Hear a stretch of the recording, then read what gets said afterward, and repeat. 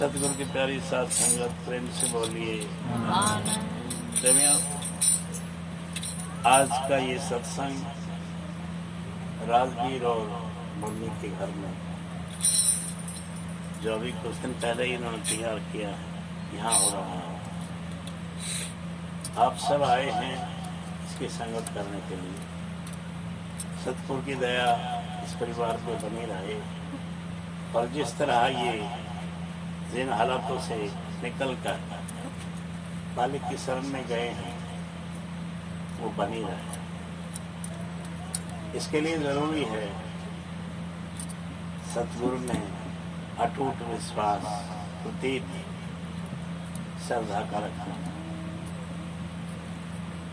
सतगुरु दयाल है, दया निधान है, सदैव हमारे अंग संग है। कुछ लोगों का ख्याल है कभी बात करो तो सत्संग की तो बड़ा अच्छा जवाब होता है कि हाँ कभी दया होगी तो सत्संग होगा, क्योंकि वो इस बात को नहीं समझ पा रहे कि दया सदैव है।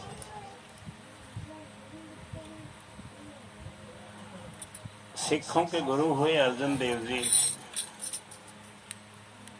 वो उन दिनों हिंदुस्तान पाकिस्तान नहीं था, बस भारत ही एक देश था। अब जो भारत है वो दूसरा पाकिस्तान बना हुआ है। उन्हें दूर दूर तक जाके सत्संग करने पड़ते थे। पूरा पंजाब और पाकिस्तान के लाहौर तक हो जाए और उनका हुक्म है कि भाई जिससे जब भी कोई सत्संग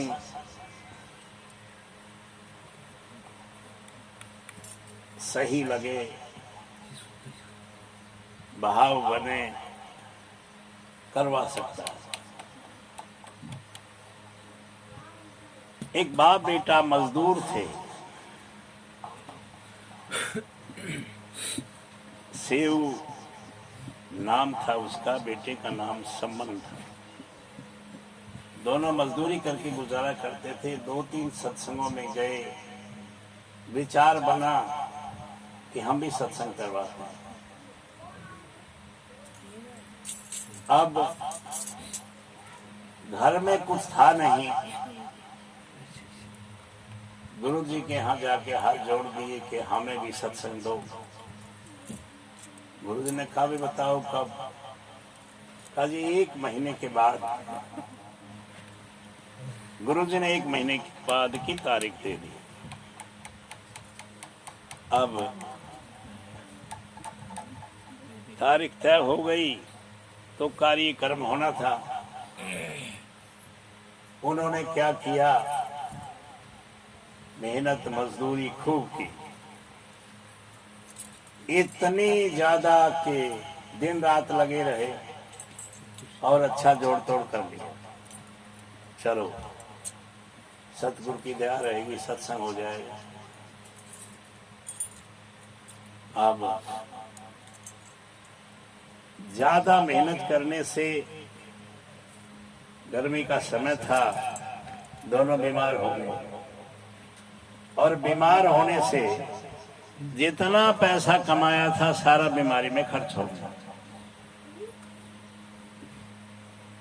अब सत्संग की तारीख तो आनी थी, नजदीक आ गई। कुछ दिन बचे, फिर थोड़ा समय रह गया। एक दिन पहले लांगरी आए और उन्होंने पर्चा दे दिया, हलवा प्रसाद के लिए सामान चाहिएगा, दाल रोटी के लिए ये सामान चाहिएगा। वो पर्चा दे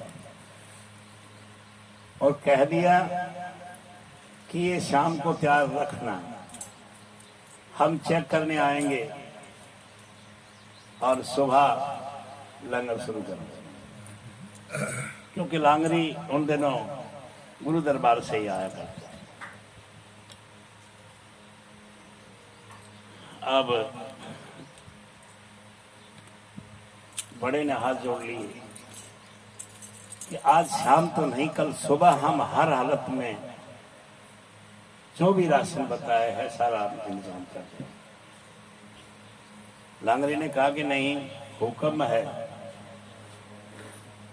कि सामान पूरा आया कि नहीं जांचो। फिर कहता नहीं, जो लिखा है वो सारा मिला।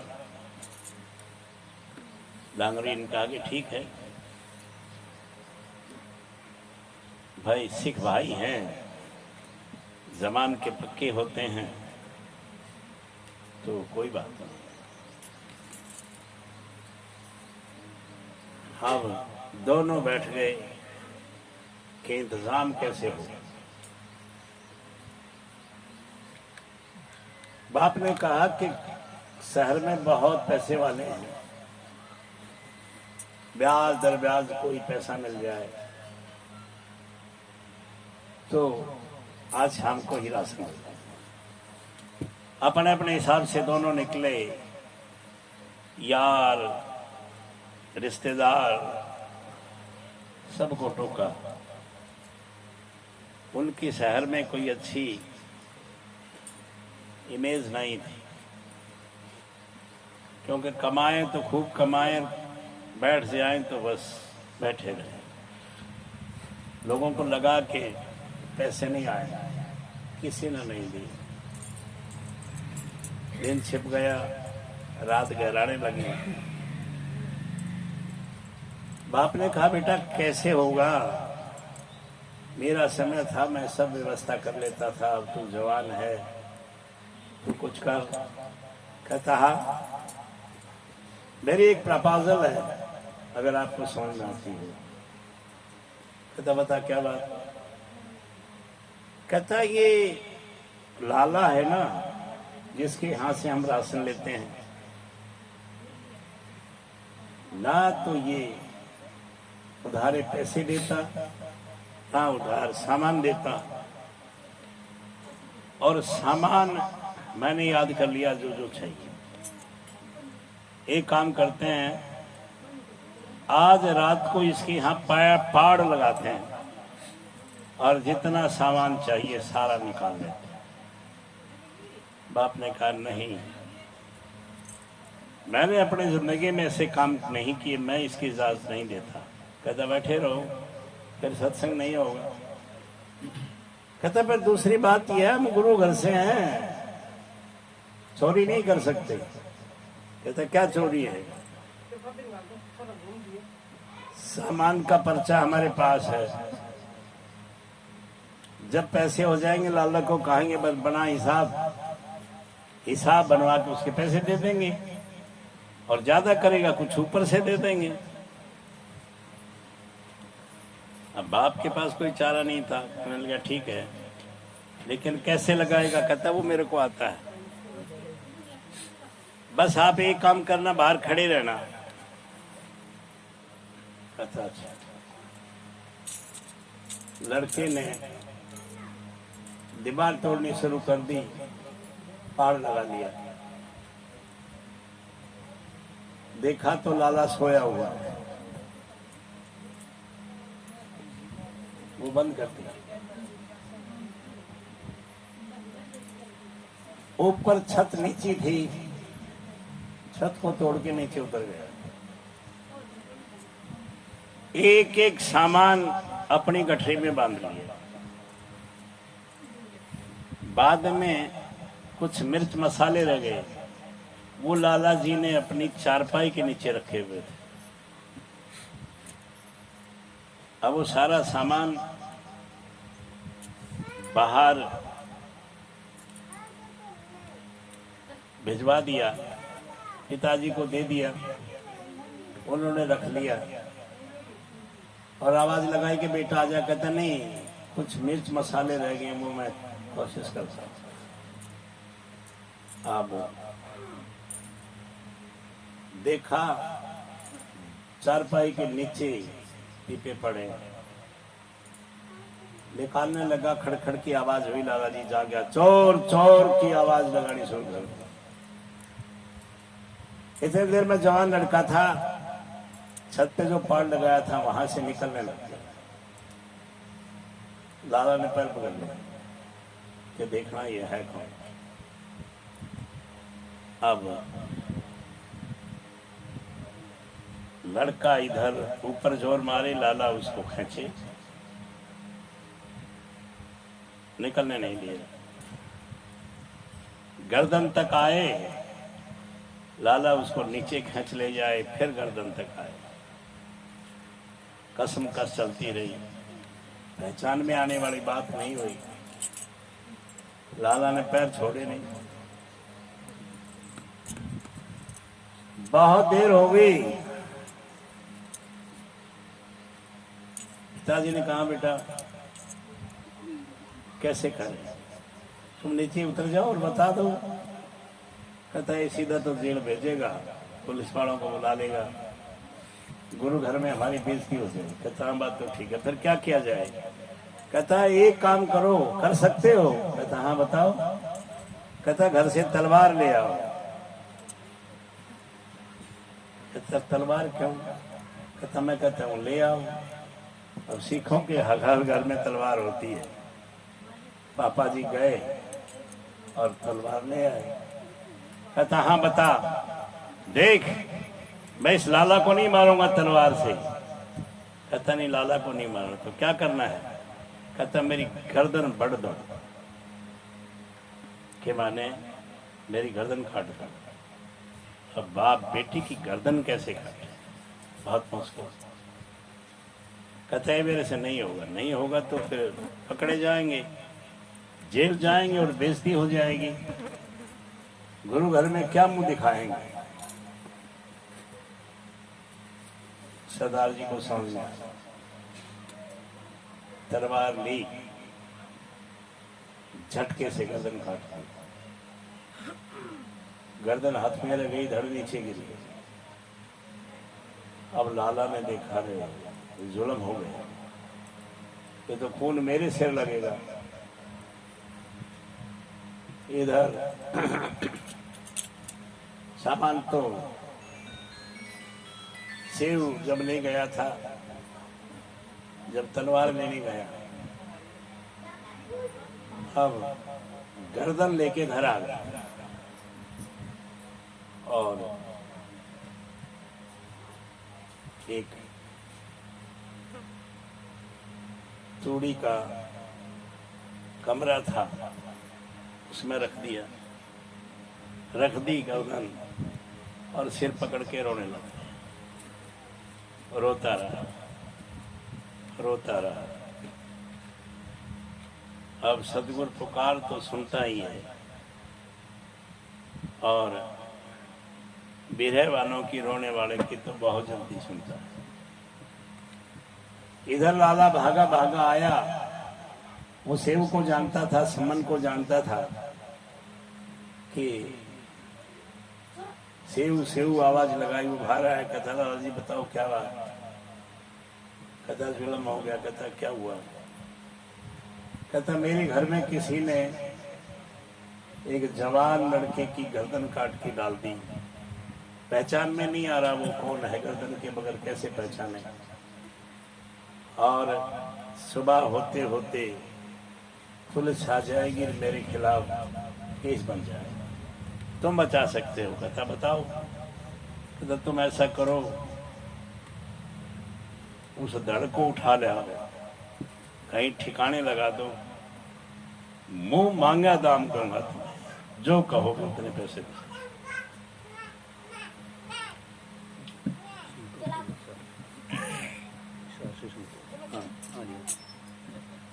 बता दो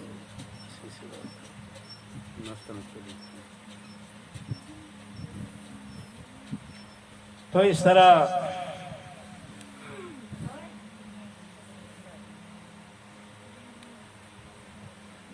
पिता का मन पसीज गया कि चलो धर्म में जाए।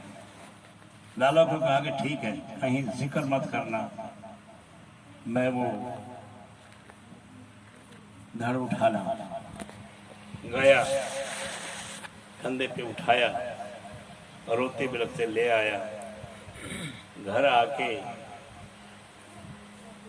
एक चादर बिछाई और उस पे लिटा दिया और जो गर्दन लेके आया था वो जोड़ के रख दिया। मन को बड़ा सुकून मिला। सुबह होते ही लांगरी आ गए, सामान मांगा, सामान था। लांगरियों को कुछ लगा कि इस घर में कुछ है नहीं, लेकिन सामान दे दिया। प्रसादा तैयार हो गया। गुरु महाराज आ गए, गुरु के दीदार के लिए लोग लायक थे। प्रसाद बनाया। गुरु जी ने सेव को कहा कि समन को बुलाओ, भोग लगाए। सेव ने कहा कि समन तो बीमार है, लाचार है, वो आ नहीं सकता। कहता नहीं, उसको बुला के लाओ और कहो कि गुरु का हुक्म। अब समन को बोलने के लिए सेव गया, आवाज लगाई, लेकिन वो तो मुर्दा था। आके गुरु के चरण पकड़ लिए, बिलख बिलख के रोने लगे। गुरु जी ने कहा, रे सेव क्या बात, तुम तो ऐसे रो रहे हो कि समन जिंदा नहीं है। रोते रोते उसने बताया कि गुरु जी वो जिंदा नहीं। कहता नहीं, ये नहीं हो सकता। मैं आवाज लगा। गुरु जी ने आवाज लगाई, समन उठ के आओ, प्रसाद तैयार।